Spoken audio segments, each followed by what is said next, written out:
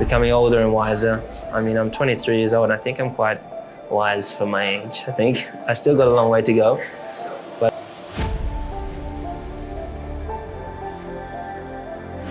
the first year, I'm at McLaren, I've got the two-time world champion. He just won the championship in 2006. 2007, he's got number 1 in his car. I'm going to be number 2 because that's how it goes. And I remember sitting, testing, just studying. I've got to make sure that I somehow I'm going to match this guy. I believe in myself that I'm somewhere in me, there's the speed to keep up with and beat this guy. So, before the first race, Ron said in his office, he's like, you got to expect and don't be surprised if you're half a second behind Fernando at the first race. You don't know what that did to me inside. I was so... What did it do? I was like, it just boiled me inside because he obviously not undervalued me because he obviously gave me the role, but he was not expecting me to be able to answer to his special new guy. So I trained like crazy, I prepared. He did beat me in qualifying and he did beat me in the first race, but I finished just behind him, third.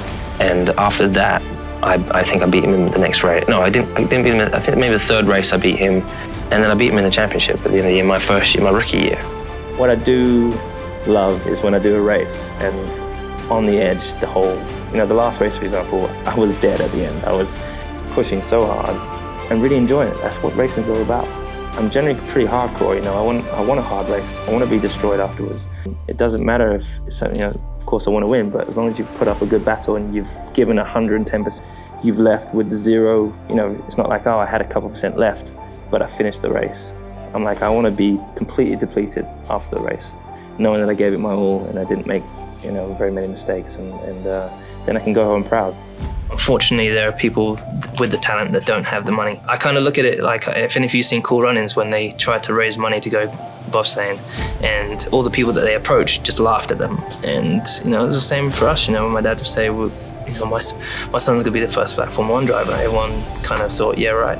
But he kept going, and it happened. We got there. So never give up. Yeah, the drive.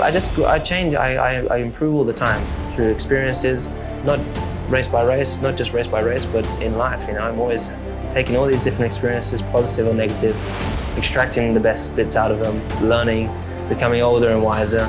I'm 23 years old and I think I'm quite wise for my age. I think I still got a long way to go, but then when it comes to driving, I excel. I pushed beyond limits. When I'm training, I go beyond the pain barriers. I just do everything I can to make sure that when I arrive at the racetrack, I've already got 2-3 tenths on the other guys.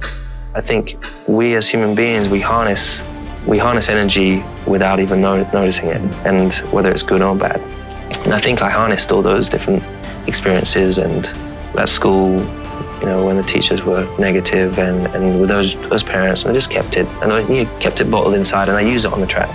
My dad would always say, because the kid would push me off the track, and I'd have aggression. I'd be like, I want to go and push that guy over, or flick him in the ear, or kick him or something. And he would say, do your talking on the track. Just don't say anything, just do your talking on the track. And that applied to everything in my life, so just do your talking on the track. So I get on the track and I'd drive the wheels off the car. When I came to Formula 1, in trying to get into Formula 1 was tough. I had to win everything.